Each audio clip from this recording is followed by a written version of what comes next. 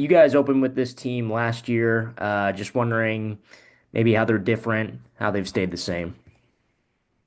I would say that a lot of their traits are always the same. Um, Coach Barnes does an unbelievable job with his systemic style and way that they play. Um, Obviously, uh, they're one of the top teams in the country with offensive rebounding and rebounding. That was the same theme that we had to play against last year. Last year, they got 19 offensive rebounds on us, one kid alone. God, thank God he's not there anymore. He had 9 offensive rebounds against us. So this will be a game that'll be decided in the trenches. You know, we got a gang rebound. We have to have multiple guys with 4 or 5 rebounds or more spread out across our unit. So um, as far as how they're playing offensively, a lot of the same in terms of their offense. They run a lot of the same stuff, some new stuff because they got some different parts. But I think that offensively, a lot of their stuff goes through their point guard, transfer point guard Gillespie, and then obviously their freshman phenom that they have. And then I think that they do a really good job of utilizing the 4 bigs that they have, and that to me is a concern. They have these big, strong kids that they can just bowl the ball inside to, and they do a good job of ducking in and getting seal angle scores, and that's what we got to defend against. And then I guess just how close are the minutes and the roles and the rotation to where the staff wants it, sees it? Right now, Yeah. I think that that would probably be a coach a Cal question, but we have a group of guys that were playing a lot of minutes and playing very close to the same amount of minutes. I don't think we have maybe 1 or 2 outliers that are playing a little bit more than everybody else, but I think that coach is probably still trying to figure out the rotation and the minute distribution in terms of if some guys deserve to play more. I think that he'll make that decision soon. And then I guess what's an area that you guys think you did well in the non-conference, something that you wanted to achieve and you think you did? I mean, that was a heck of a schedule, right? I mean, to come out and win a few of those games, couple of those games is really positive. But for us, we learned a lot about our group. And that's what you want to do, and that's why you play those games is you learn. And I think that each game prepared us better for the next one, and then obviously the whole uh, group of games prepared us for this gauntlet in the SEC that we're about to go through, starting with Tennessee. So I think that we've learned a lot about our group. We've gotten better from game to game. One thing that we did, I think that is important, and I talked to the team about yesterday, is that we were able to protect our home court. And now, when you move into the second portion of the season, which is being the SEC, you want to obviously win at home, win every game at home to put yourself in better position to win the league. So we have our internal goals, and that was one that we accomplished already. Was we won all of our games at home in the preseason, and we wanted to learn from all of those Power Five, those top tier games. We wanted to learn about ourselves, and I think we did that. Thank you. Anthony? Yeah, hey Jen, hope you're doing well. You mentioned Jacoby Gillespie a little bit already, but obviously he's probably going to be Darius's matchup. Is there anything you guys are telling him or looking for him to maybe, look out for or maybe even exploit or anything along those lines? He has the most FGAs attempted on their team. So, with that being said, that ultimately means that they're relying on his offense. So, what we try to do when there's a guy who he shoots probably 4 to 5 more shots than the next guy on their FGA stat chart, which means that if he's taking a bulk of the shots, we want to minimize that and cut that down in half. So if you're a guy that's taking 15, 16 shots, we want to try to somehow get that to 7, get that to 6. We don't want him to have a heavy clip, and we obviously don't want him to be able to shoot more than what he's averaging in terms of his attempts. And if we can do that, then we can neutralize him offensively. So we're going to throw different matchups at him. It's not going to just be Darius. It'll be a little bit of Darius. It'll be some DJ, and of course, it'll be some Billy Richmond. And so he's going to see some different matchups, and we like the styles of that the way that we are able to put different guys on you that show different things. And so we're going to try to utilize that against them. We're going to try to utilize our weapons in terms of our defenders, what they give defensively, different than everybody else. And so we're going to try to, hopefully that'll work against this kid. And you mentioned Billy there a little bit. On the offensive side against James Madison, he matched his career best in assists with 6. I guess just where have you seen the most growth with him as a ball handler just in the time that you've had him? Well, I don't know if you remember, last year we played Billy as some backup point guard.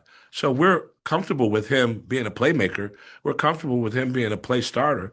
And some this year, limited, we've played him as some point guard. And so we know that Billy is a very high IQ basketball player. He makes passes and plays that he sees that he has a gift, right? It's something that the ability that he has to see plays, 2 plays ahead, to make plays, to make passes. We're comfortable when Billy is pushing the ball, when Billy has the ball in his hand, when he's on the attack.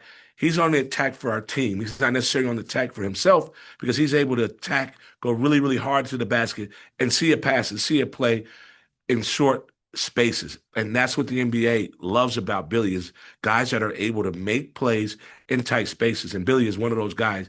He had the ability to do that. So we like Billy as a ball handler. We like him as a play starter. We like him as a playmaker. And what he did is what we know that he can do in the last game and with his 6 assists. And then just looking at the SEC as a whole, I guess just what do you see from the league so far this season? I know some people are talking about how it's not as maybe as strong as it was last year, but I guess what's your opinion? Just what do you see from the league so far? I disagree with those that say that. I think that all leagues are relevant, right? And I think that our league is going to be as tough as it was last year in a different way. I'm not saying we're going to make a record again and repeat the record and have 14 teams in an NCAA tournament. But what I'm saying is this league is still really, really, really good. I don't think that there's anybody that you can overlook. I think that you got to respect the game and obviously treat everybody the same. I don't think that the league took a tremendous amount of dip in terms of the competitiveness of this league. Now, we may not, again, have 14 teams in the NCAA tournament, but this is still the SEC, and I am concerned about each and every team that we play. Thank you. Connor. Hey, Coach. I just want to talk about Nick Pringle a little bit. Cal said earlier this year he's had instances where he's shown guys, tape from previous seasons and how they faced off, like Malik Ewing against Louisville, Carter and DJ against Texas Tech last year. Last year, Nick Pringle had a really good game against Tennessee. At South Carolina, he went for 16 points, 14 rebounds, and then at Alabama, he had a pretty good track record against them. Is that something that y'all show him a little bit, maybe to get him going in a matchup like this? Absolutely. If Cal is going to show that 16 and 14 to the team, just like he showed Malik Ewing production against Louisville when he was obviously at Florida State. Absolutely, Cal's going to show that. But I don't. We've given Nick Pringle a new nickname, and he's SEC Nick right now, and we're hoping that because of that, and we're asking for him to be like he was against Tennessee last year in terms of him giving us that production, right? So he's SEC Nick, and everybody's on our team is calling him that. He make a move, he make a play in practice. SEC Nick, baby, SEC Nick. It's kind of like Hoodie Mello. Like, I don't know if you guys are, you guys are on social media. I'm not, but when Mello would work out and put his hoodie on, he got the nickname Hoodie Mello. So now we're in the SEC play, and we're calling Nick Pringle SEC Nick. So we hoping that this new, what do they call it? I don't know. It's like Beyonce's Sasha Fierce or whatever, the doppelganger or whatever you call that. We hoping that this new SEC Nick charges Nick, and hopefully that he'll give us his SEC Nick play. And then another guy that had kind of struggled a little bit was Malik Thomas. He was in a little bit of a shooting slump. He was able to get some, assists and rebounds and stuff to affect the game, but he was really struggling to shoot, get shots to fall. But then the other night against James Madison had a really big night, 28 points. Just what were you seeing from him that night compared to the Well, games previous? Well, he and I, and I don't want any of the credit. Getting better comes from within, but he just spent time in the gym and spent time shooting his shots. And he and I spent some time prior to the game, and he deserves all the credit because he put the work in.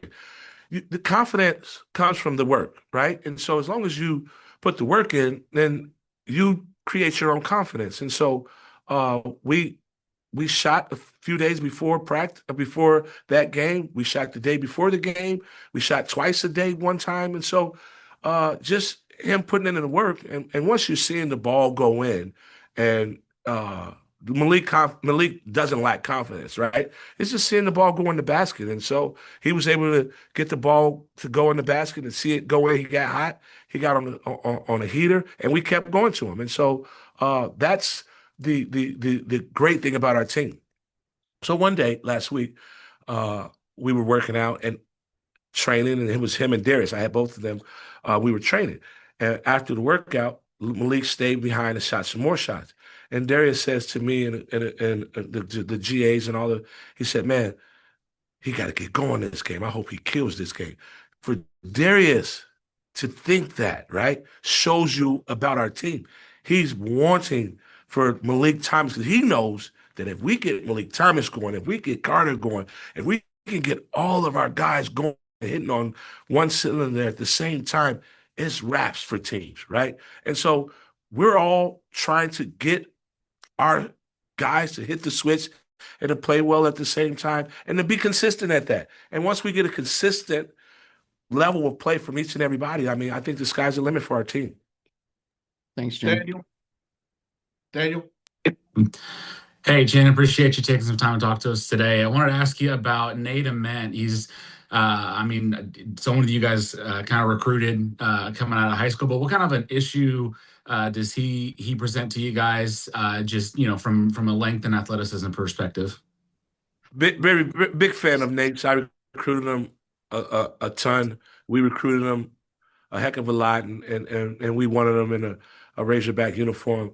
But too bad for him, he decided to go somewhere else. So now he's got to, feel the pain from that. Really good player, very skilled, high intelligent kid. He's got great size. It's hard to block his shot because he's kind of got that. He's 6'10", and he's got that Devin Booker kind of release where it's high above his head, so it's kind of hard to get to it. So he's probably their second option offensively. And so, again, he's going to see different looks. He's going to see some Billy, some Carter, some TB. We're going to give him different looks. We're going to try to be a little physical with him without fouling and making everything tough and making everything hard for him. And hopefully that works. He's a good player, though. He's going to make some shots. He's going to make some baskets. Our job is to try to make every shot that he takes, he got to earn them. They're going to all be tough twos. We're not going to give him any horse shot threes. We're going to run him off the fence, make him play in the yard, and make all of that stuff tough.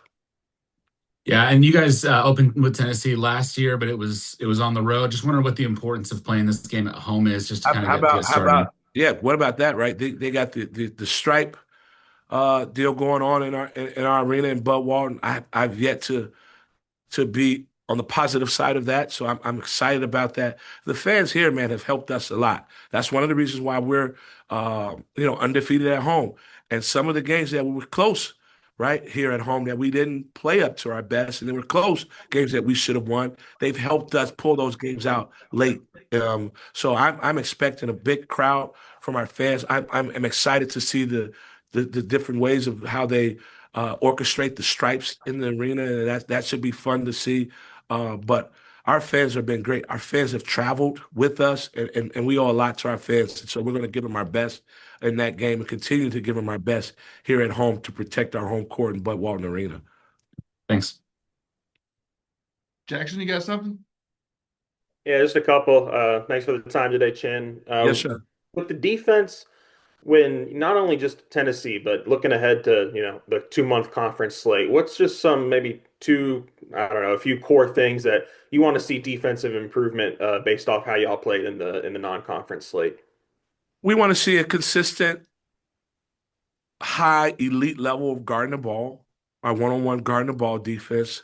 We want to see an elite level of our ball screen defense where all five guys are involved in guarding the ball scores. So we got to be elite and consistent in those things. We've shown stretches where we were unbelievable, but we have to be consistent, and we want to see a steady and consistent post defense. And then we want to rebound the basketball. I think that we are the most electrifying team in transition when we get stops. When we get stops and our defense is able to create offense for us, I think that we're second in the country in transition offense, and that comes from our defense. We are electric. We're fast. So when we get stops, we're hard to guard. So we want to continue to get better at those things defensively, and that will help us be at our best, which is getting stops, flying up, hitting the head, attacking the rim, shooting fly threes, getting lobs, getting dunks. That's where we're at our best, is playing in the open court. One thing you guys did quite a bit on defense in the non-conference was like switching every screen, maybe not 1 through 5, but 1 through 4 at least, and sometimes 1 through 5. I mean, it had some mixed results. I remember against like Winthrop, maybe they got some threes based off it. But do you feel like that can be a weapon for y'all, that type of defense? We do. And that's where I say about the individual guarding the ball, because when you switch 1 through 5, so now you got to be able to guard the ball, because now you're getting into what some way think is a mismatch, our 4 or our 5 on a 2 or on a 1, and then now the game becomes one-on-one. Can we then be great in our gap protection, but also guarding the ball where we're effectively giving up a tough 2? And that would be a pull-up jump shot. We want to not give up a 3 when our 5 is on a point guard. We want that guy to be able to guard him with heels above 3 so we can give up a free throw line or elbow jump shot contested, and we win that battle. If we can continue to make teams shoot those shots, we win that battle. So 1 through 5, we have a unit that we like where we go 1 through 5. You're right. But most of the time we go 1 through 4, unless there's a post defender that we don't want to twirl our guards onto, because then they'll just roll posts. And then not only will they roll posts, we like it when teams try to get mesmerized with the mismatch. It's when the shot goes up, we got our point guard on a 4, our point guard on a 5, and then now that puts rebound pressure on us. So you're right. You're watching. I can tell that you're watching some of the stuff that we're doing. Appreciate it, I guess. When we talked to Billy all the way before the season, he gave you a bunch of credit for maybe his work in the gym shooting. I was just wondering, take me back to the summer, the spring, whatever it was, like what all went into that work, what you saw from Billy, and how encouraged you are by just he's not shooting a lot, but he's hitting them with a much better efficiency this year. Oh, absolutely. I don't want any credit. Billy put all the work in. I didn't do anything. It's sweat equity, right? You know, how do we spell love? It's time, right? You just the time, man. And you create your own confidence. Billy created his own confidence by getting up the shots. And we talk about releasing his right hand, getting his right hand out of the shot, keeping his head and his body straight and his shoulders, because as your shoulder leans, your body is off balance. So we want to keep everything straight up and down.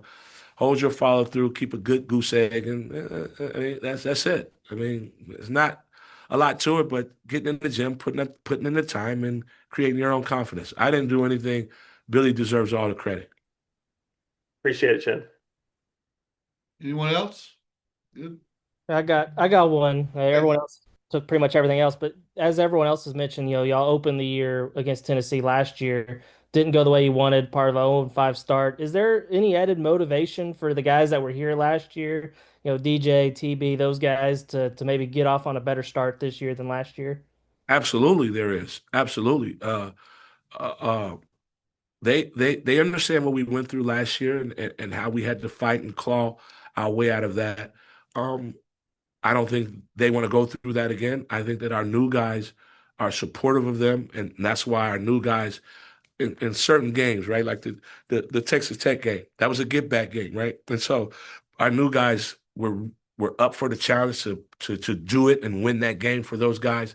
But this is a different year, different team, new season. We don't expect for it to go through that again. We're going to take some bumps along the way, but it's a 0-0 mentality. We don't want to let one game beat us twice. Definitely not 3 times, definitely not 4 times, definitely not 5 times. So it's one game at a time, and the most important game right now is Tennessee. And so let's just take on that challenge and do what we need to do from a game plan perspective and win that game.